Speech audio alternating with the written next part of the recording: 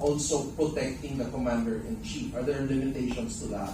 At which we say, pag nag-cross ng line na to, this is where I make a decision as a soldier. Yung Articles of War kasi tinignan ko Article 96 and 97. Article 96 is unbecoming of an officer and a gentleman. I don't think he was naging unbecoming, yung unbecoming ka for declaring your belief, your personal belief, which is guaranteed by the Constitution. I do not believe that they can dismiss him from the service on the ground of Article 96 or kahit 97 because wala naman siyang sinabing inimical to the interest. Hindi niya nga siniraan ng armed forces, hindi rin niya. Ang sinabi niya, I remain loyal to the Republic, I remain loyal to the armed forces of the Philippines. So walang Article 96, walang Article 97. I don't know kung saan bulsa ng Panginoon nila kukunin yung ididemanda nila kay Colonel Mungao para siya ay parusahan or i-discipline. Actually, he is in keeping with his oath, actually. Yun yung sa akin. No? Ginawa niya dahil siya ay tunay na sundalong Pilipino na true to his oath, true to his creed. Talagang yun din dapat ang maintindihan. Meron yung pulis at one time yung ordinary policeman na dismiss nila for also declaring, for also withdrawing his support for the president. I think that has to be corrected as well. Alright. Thank you, Jan Virilio Garcia. Also, Ma'am Penny, I'd like to ask you a question. Kasi di ba may mga panawagan ng mga tao na parang sa AFP particularly or sa mga sundalo natin na you protect us naman, you save us naman from this situation. Ano po sa palagay ninyo? Bakit gano'n ang panawagan ng tao?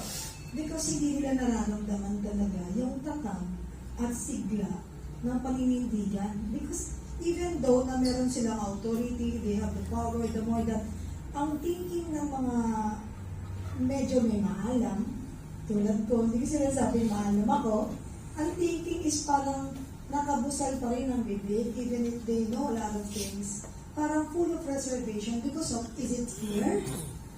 Fear of, because higher ups is more powerful, or fear na mawalan sila ng trabaho, or fear na balikan sila. Maraming takot ang pumapasok sa kanilang isipan. And that's the reason why Filipino people, no, sa tulad namin, mga simple mga Pilipino na lumalaban ng parehas sa araw-araw na buhay, unti-unti nabubuksan ng puso para bumukas ang isipan na magkaisa. Aanuhin mo ang talino at galing mo. Aanuhin mo na napakamaalam mo, pero hindi mo binubuksan ang bibig mo para isiwalat ng mas malinaw ang katotohanan ng kung ano talaga ang lagay ng ating bayan. Kaya, nakagapos, nakapiring, nakabusal. Ang karamihang maalam, matalino, na meron talagang pwedeng magawa. Pero sabi nga nila, ang pananahimik ay hindi dahilan ng ayaw ng gulo. Bagkos, ang pananahimik ay pwede nating tawaging nakikiisa sa mga pangyayaring hindi maganda para sa bayan. Kaya, hindi porke tahimik ka, hindi ka nag-welcome ng trouble. Because dito pa lang sa nangyayari sa bayan natin, sa bansa natin, for me, it's a big, big trouble. Bagsak na ang ekonomiya, wala nang halaga ang pera, maraming naghihirap, patuloy ang pagbaha. So ano yung sasabihin mo na maalam ka? Is it still effective? Is it still convincing? For me, no. Bakit? Mas maganda, you walk the talk. Hindi yung salita ka ng salita, pero wala namang gawa. Yung iba naman, hindi nagsasalita, pero may kapasidad silang magsiwalat ng katotohanan para magkaroon ng magandang solusyon na pwede natin magawa sa ating bansa. Kahit nakagapos ang karamihan dahil sa takot, ang kanilang kamay, bibig, mata, sa katotohanan. Pero kung mahal mo ang bayan mo, naniniwala ako, Sir Rob, maraming paraan pag gusto. Pwede mo tong yung ventriloquist na isasalin yung mga nasa puso niya na gustong sabitin sa isang puppet para magsalita. Pero aalihin mo ang pagiging puppet mo kung wala namang binubugang mga impormasyon na magiging kapaki-pakinabang sa mas nakakarami. Puppet na walang halaga, puppet na walang buhay, pero pwede mong isalin sa isang taong may paninindigan yung mga kaalaman mo para talagang mas maging matibay ang paninindigan ng mga Pilipinong gusto talagang magkaisa at lumaban sa katotohanan para mailigtas natin ang ating bayan lugmok na po sa kahirapan. Sir Rob, yun po. Maraming salamat po, Miss Penny. So marami pa tayong maririnig, di ba, ng mga critics na magsasalita at hindi lang critics probably, no? Hindi na mismo ng mga tao nasasabihin nila in this situation. Particularly, kasi sinabi nga ng survey na nasa 56% na yung anti-admin ng karamihan ng mga tao natin. Ibig sabihin, mas hindi na siya nga 50-50. Tapos yung pro-admin, nasa 13%. So, Professor Malo, gusto ko lang itanong, ano ba in this context, yung marami magsasalita, nagpo-protesta, what can we expect pa sa situation na to ngayong dumadami lalo yung mga anti-admin?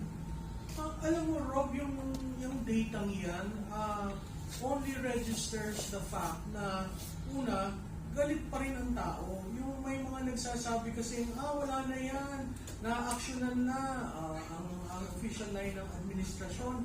Siya na nga nanguna sa anti-corruption eh. Bakit naman niya ililihis pa? Yung 56% na opposition, ang sense ko mas lalong magiging solid the moment may isa talagang leader na nagsabi na tama na, sobra na, no?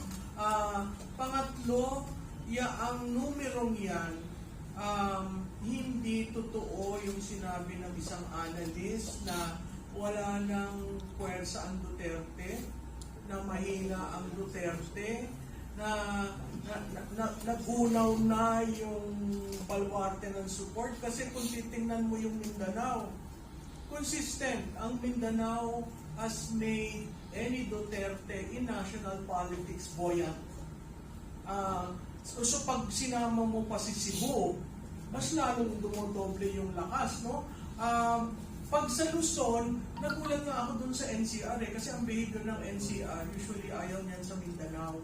Pero pag breakdown mo by area, yung NCR, medyo nagwakwa na rin. Kasi bakit? Sino ba ang nakaka-experience ng baha na matinding nakikita sa media? NCR yan. Yung baha sa Mindanao, hindi natin alam, nababalitaan natin. Pero pag uulan, makikita mo yung behavior ng mga botante sa NCR. Ay naku, babaha na naman, uwi na tayo. I mean, literal. At siguro yung part ng pagiging literal, yung napundar, nawawala, pero wala ang gobyerno tinutulungan sa kanila. Ang presidente nag-announce pa na pwede kayong umutang sa SSS, ganyan. Yun naman talagang right ng miyembro.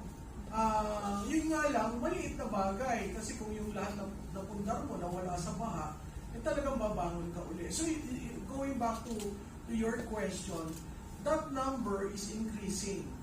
And my sense is, it can be a number that can catapult anyone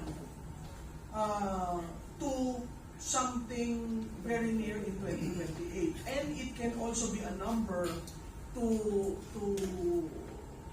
not to defend, but to be really active in the sense of the issue on impeachment. Ang impeachment is yan numbers game. Alam naman po natin lahat yan. Kung may suporta ka ng mga politiko, makakaangat yan sa Senado. Kung may suporta ka sa Senado, magkakaroon ng hearing at yung conviction na doon. But at the same time, impeachment is not a judicial exercise. It is an exercise before the public opinion. So talagang ang mga tao nakikinig kasi yun yung pinaka-accountability measure mo na ngayon eh. Kasi ayaw mo magsabi ng katotohanan, ayaw mong aminin na ikaw ang pumirma, ayaw mong aminin na ikaw ang nag-release. O ano gagawin natin? O edi, tingnan natin naman kung sakaling ma-impeach at ang nababalitaan yung dalawang leader natin patungo doon, tingnan natin yung accountability issue. Kasi yun na yung pinakamatinding husga ng politika. At the same time, since nilalaro sa public opinion ng tao, ang tao rin ang huhusga. Pag nakita ng mga politiko na sinusuportahan nila ang impeachment o sinusuportahan nila yung articles of impeachment, malaking bagay ho yun. Kaya crucial, may nagsabi nga na exciting daw itong Pebrero. Sa tingin ko, yung excitement, tayo nasa 13th day pa lang ng Enero. Nagsimula tayo ng Enero na talagang Year of the Fiery Horse. Talagang ang lundag ng kabayo ay gano'n na tayong lahat talagang tinitingnan ano ba ang gagawin. Kasi may nangako na may makukulong. Diba? Ginamit pa yung pananalita ng dating Pangulo na bilang na ang inyong Christmas. Ito ang sinabi, hindi makukulong kayo, hindi na masaya ang inyong Christmas. I mean, it's a reiteration of what the previous president said in order to capture that base. Kaya nga ang sinasabi ko, huwag nyo lang tingnan ang approval at distrust, tingnan nyo yung sum total. Kasi pag tinignan mo yung sum total, lalo na sa mga tao sa Malacanang na nagbabasa ng survey, talagang hindi ko alam kung paano mo pababanguhin, patataasin ang resulta ng mga susunod na survey para sa Pangulo. So, bale, i-connect ko lang po yung mga figures na lumabas dun sa survey natin. Kasi sinasabi din nila, di ba, na parang tumaas daw yung tiwala ng tao, bumaba yung tiwala ng tao sa Pangulo kasi inilabas niya yung corruption, right? Pero actually, it doesn't make sense, right? Kasi kung titingnan mo rin, based on the survey, ang mga tao sinasabi nila na dapat ang pinakamalaking issue, most important issue that the president should be focusing on is, yes, the current state of corruption and relationship to public trust. And public trust, based on the survey, is saying na mababa yung trust. In fact, bumabagsak. In other words, hindi kontento yung mga tao sa talagang nangyayari. At ito pa, I think it's very significant as well. Ang sinasabi ng survey na si PBBM daw, ang presidente natin, is involved. 48% of the respondents are saying involved siya. Alright? 48%. Tapos, Martin Romualdez, involved or benefited at 78%. Of course, Saldico, alam na natin yan. And then Sandro Marcos also came out, no? Apart dun sa 4 na mga involved doon na pinaniniwalaan ng mga tao. Ano masasabi nyo doon? Alam mo, yun nga yung sinasabi, di ba, ang dami natin nakikitang link analysis na yung mastermind hindi pinapakita, usually may question mark. Pero alam na ho ng taong bayan kung sino mastermind. Hinihintay lamang nung taong bayan, yung leader magsabi, alam mo, nagkamali ako, pinirmahan ko yung budget. Alam mo, nagkamali ako, discretionary ko yan. Alam mo, nagkamali ako for later release, inaprubahan ko. At kung titignan niyo yung sinabi ni Congressman Toby Chanco, naalala niyo yung sinabi na, ilang bang bahay ang gusto mo? Ilang bang kabyar ang gusto mo pang kainin? Ilang bang sasakyan? It was the President asking those questions to the Speaker. No? Ngayon, ibabalik ko naman doon sa, nag-release ka na 12 kontratista. Yun ay part ng diversion. Kasi kinontrol nila yung development ng narrative na yon. Dito lang tayo sa 12 kontratista. Bakit yung 12 kontratista? At pag tinignan mo ulit, dito lang tayo sa Bulacan. Kaya hindi ko maintindihan bakit Bulacan ang ginawa niyong example. Bakit probinsya ko, Oriental Mindoro, ginawa niyong example? Ano yung walang kaso? Di ba walang kaso yung mga politiko doon? Ang mga district engineers lang ang naipit. Ang tanong ko, ba't hindi sinama ang Ilocos Norte? Kaya tinatanong ko yan sa BFF ko. Kayo rin sabi na hindi, siya ang nagdala ng anti-corruption, siya ang nakipaglaban, siya lamang ang presidente. Hindi ba dapat kung ikaw ang presidente, unang mong titingnan sa distrito mo? Sino ang ang hindi nila sinasabi, most of the ghost projects are in Ilocos Norte. Done by a mayor he supported in 2025. Kalaban sa pinsan niyang si Michael Kiyon. Tapos pag kinumpare nyo, nag-donate rin pala yun. Oo, ganun din yung sitwasyon ni Senator Escudero. So kung may nag-donate at lahat naman ho ng kontratista, nag-donate yan sa mga kandidato. Yun ho yung realidad ng politika natin. So kung ikaw ipipick mo lang ito at ito excuse, hindi ba may pinapaboran ka? So kung titingnan nyo ho yung mahiya naman kayo campaign. Nung ginawa yung mahiya naman kayo campaign, it was to deflect, ialis ang ilaw sa presidente at ituon sa iba. Kaya nga yung mga politiko nagbubulong-bulungan hanggang saan ba tayo, baka umabot sa atin, no? Kaya ako, doon na lang sa probinsya namin, hindi ho ba yung napunta kay Arnan Panaligan ay isang parking na hindi niya alam, pero ginawa ng district engineer? O bakit to? Saan mo natin nakuha yung impormasyon na yon? Si Congressman Toby Chaco nagsabi, parking Sagasa. Galing sa kanila yon. Ako yung nagtrabaho sa Kongreso, ngayon ko lang ko naririnig yan ng parking at Sagasa. Parking, walang pakialam ang congressman, nakapark lang doon, kikita ka ng 3%. Sagasa, sasagasaan ka doon para kung anong project na gusto. So hindi ho totoo yung mga sinasabi na si Presidente nga ang nag-umpisa nito eh. So ang tanong ko, kung si Presidente nag-umpisa, hindi ba si Presidente rin ang pumirma ng budget? Hindi ba sa implementation ang Presidente ang nag-direct sa DBM? Ilabas nyo na yung Notice of Cash Allocation. Ilabas nyo na yung SARO. Diba? May karakter doon sa Blue Ribbon na sinabi nakakuha ng 100 million I think or larger. Pumunta lamang sa kalihim ng DBM. Na-issuehan ka agad ng Notice of Cash Allocation. Ang tagal nun bago lumabas ang Notice of Cash Allocation.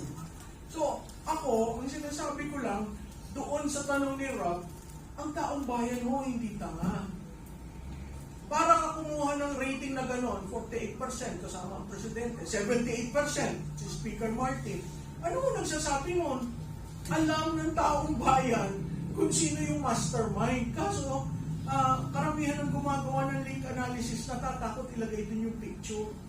Kasi baka mamaya sedition, inciting to sedition. So yung mga gano'n, wala ka naman sinabi, linagay mo lang yung mukha. Kaya sabi ng iba, hindi lagyan na lang natin ng question mark.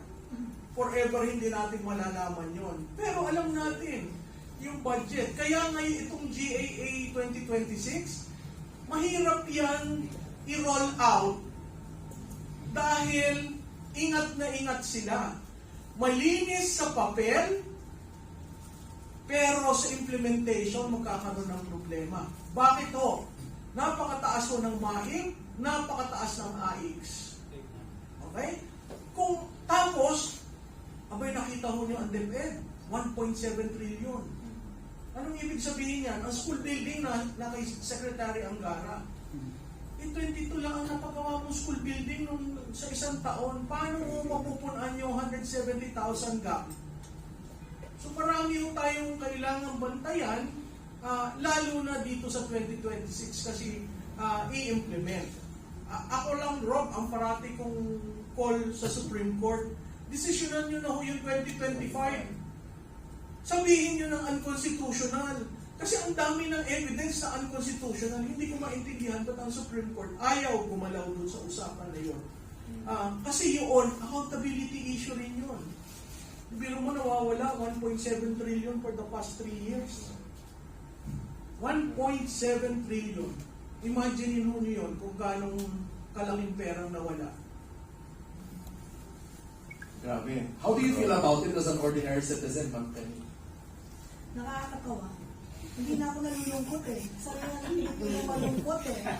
Dahil talaga yung, alam mo yung salitang kalye, ako batang Santa Cruz eh, laging sinasabi, ang Pilipino, pinangangakuan, ito mga spoiled brat to, gusto nyo pa matukan. Di po ba? Kaya nga ang nakakatawang senaryo sa ating mga Pilipino, mas nauunan nating malaman, tayo mga simpleng mamamayan, ang katotohanan hanggang nagbubulag-bulagan kayo ng mga ilan-ilan. At ito pa, kayo na rin nagsabi, di ba, Prof? Alam naman nila kung sino identified, pero walang pangalan. Parang blind item. Pero itong mga marites na nasa harapan natin, alam nila kung sino. Alam niyo ba? Ha? Yun nga po ang nakalulungkot na part. Pero hindi na tayo malulungkot. Kasi masama eh. Lagi tayong malungkot. Di ba? So this time, kailangan manawagan tayo sa mga matatalinong taong nakasipir pa rin ang bibig. Bakit? Tumatagal yung sinasabi nilang proseso.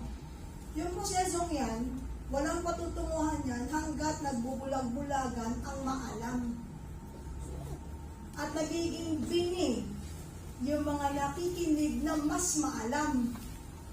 Diba? Anong say-say ng iyong talino? Pwede natin yan itago. Pero hanggang kailan pag wala na ang Pilipinas sa mapa? Lugmok na po ang ating bayan. Kaya nga, sabi nga nila, maraming maalam. May dahilan kung ba't nananahimik. Pero dapat hindi lahat ng maalam tahimik. Kaya pasalamat sa mga ilan-ilan na nag-voice out. Sabi nila, shout it out without reservation. Bakit? Kasi kahit kailan hindi mo sila mapiplease dahil alam nila hindi ka nila kaalyado. May mga pleasers pa rin ng mga ilang officials that they thought na hindi sila maaalis because hindi sila kumakalaban. Hindi naman ito pakikipaglaban para sa personal na laban. Ito yung pakikipaglaban para sa ating bayan na umiiyak, nagdarahop dahil sa mga sunod-sunod na mga pangyayari na magpahanggang ngayon ay wala pa rin tayo nakikitang kalunasan. Sabi, bago magpasko, bago matapos ang taon, may makukulong. Eh, mas dumadami pa po yung nakaline up na dapat ikulong. Baka pagdating ng araw, bago maaksyonan, wala na pong pwesto. Dahil, ultimo yung pinto ng kulungan, hindi nila alam paano nila nabubuksan sa dami na nakaline up na dapat makulong. Di po ba?